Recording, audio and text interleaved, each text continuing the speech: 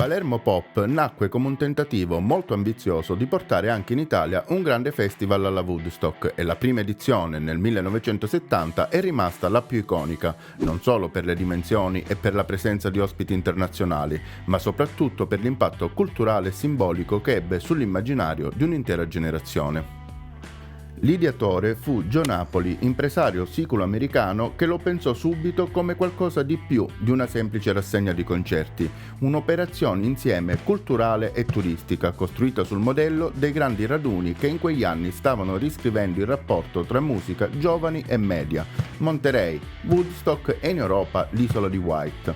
Napoli ragionava da professionista dello spettacolo, trattative, cachet, logistica, comunicazioni, biglietteria e messa in scena complessiva dell'evento, perché un festival del genere non vive solo della line-up, ma anche della percezione di essere il posto in cui bisogna esserci, ed è proprio in questa chiave che va letto l'appoggio dell'azienda turismo di Palermo. L'idea era far funzionare il Palermo Pop come un evento vetrina capace di proiettare la città dentro un circuito internazionale dell'intrattenimento giovanile e del turismo, parlando un linguaggio già globale e immediatamente riconoscibile.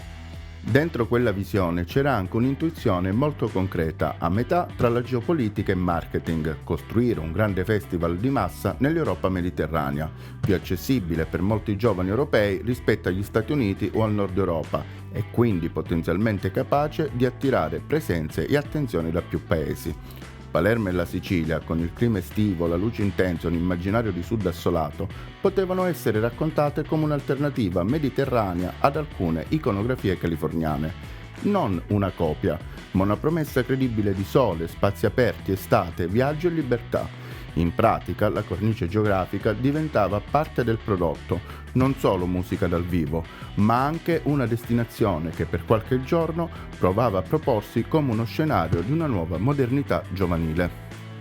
E poi c'era il salto di scala, non limitarsi a replicare un modello, ma tentare di alzare la posta costruendo qualcosa di ancora più imponente, una sorta di capitale mediterranea dei grandi festival, capace di mettere insieme nomi di primissimo piano del panorama internazionale. È anche per questo che nella fase di annuncio e promozione circolarono nomi giganteschi che poi non salirono sul palco: Rolling Stones, Led Zeppelin e Pink Floyd, assenze diventate celebri proprio perché raccontano l'ambizione e i rischi dell'operazione, e in un festival pionieristico succede spesso così, perfino ciò che non accade diventa narrazione perché è la prova di quanto fosse alta la promessa e di quanto fosse complesso renderla reale. In questo senso, la storia della locandina è quasi la sintesi visiva di tutto. Al centro campeggia Robert Plant, frontman dei Led Zeppelin, scelto come firma potentissima del festival. Non è una scelta neutra, significa trasformare l'attesa in certezza percepita, far sembrare l'evento già allineato ai vertici del rock internazionale e fissarne l'identità su un'immagine simbolo più forte di qualsiasi elenco di nomi.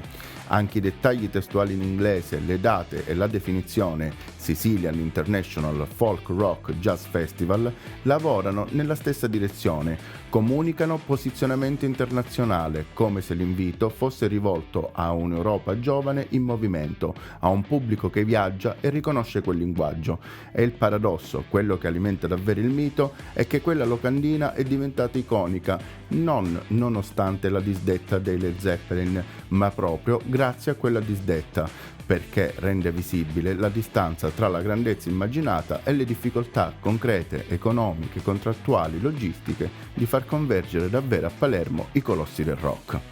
Sul palco però la sostanza non mancò. Alla Favorita, nel luglio 1970, Palermo Pop mise insieme un cartellone internazionale capace di mescolare rock, soul e jazz e di dare al pubblico italiano un'esperienza allora rarissima per ampiezza e prestigio. Tra i nomi più importanti figuravano Aretha Franklin e Duke Ellington, presenze che raccontano benissimo la scala dell'evento e la sua vocazione trasversale. Accanto alle star internazionali passarono anche artisti italiani, Little Tony e i Ricchi e Poveri, e presenze legate alla Sicilia come Rosa Balistreri e Giuni Russo, un innesto che teneva un ponte con il pubblico nazionale e allo stesso tempo ancorava l'evento al territorio, creando un impasto anomalo e interessantissimo per l'epoca. Era una grammatica da festival in senso pieno, generi diversi, pubblici diversi e la sensazione di partecipare a un rito collettivo più grande del singolo concerto.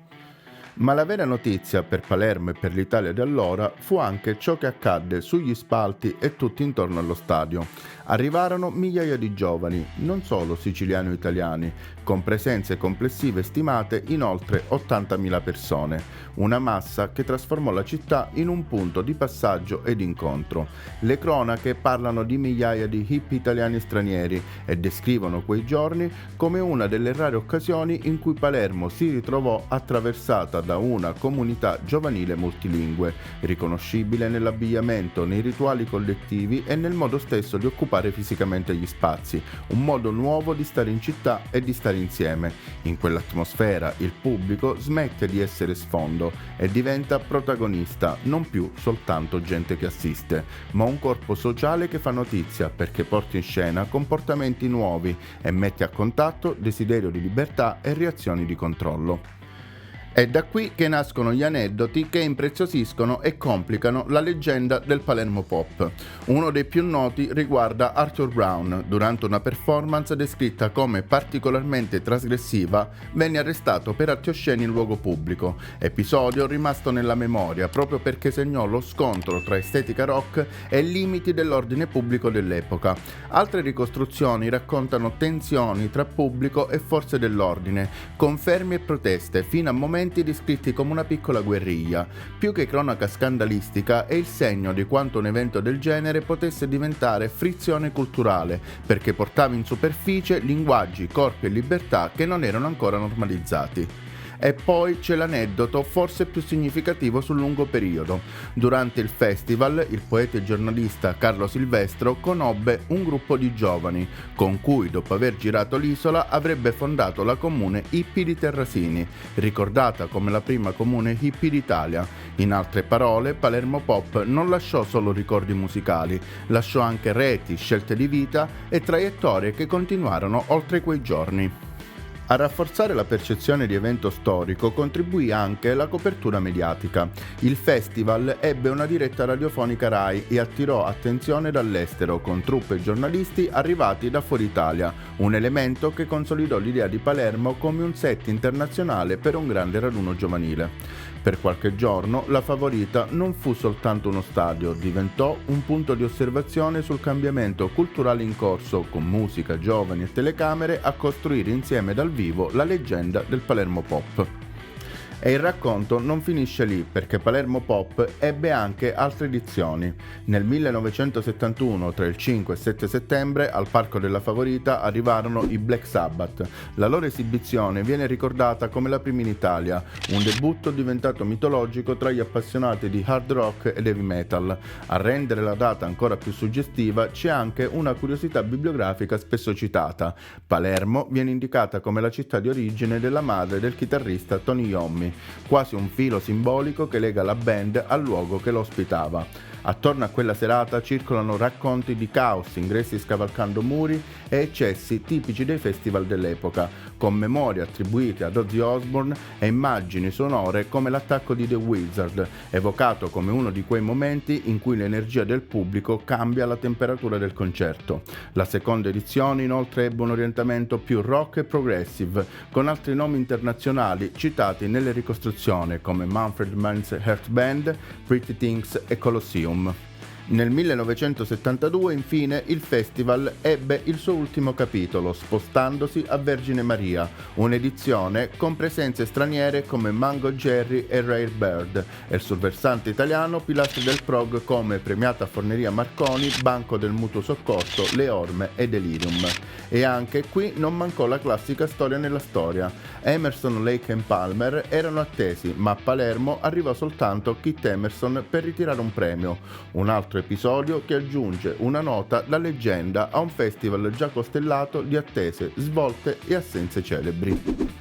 Detto questo, spero che il video vi sia piaciuto. Se qualcuno di voi è stato a una o più edizioni del Palermo Pop, mi farebbe davvero piacere leggere un vostro commento con ricordi, dettagli o aneddoti. Proviamo insieme a ricostruire ancora meglio che cosa è successo. La mia infatti non è una testimonianza di prima mano, ma una ricostruzione basata sulle informazioni che sono riuscito a trovare e che lascio in descrizione per chi vuole approfondire. Se vi va, iscrivetevi al canale e attivate la campanella per non perdere le prossime spigolature sonore. Arrivederci.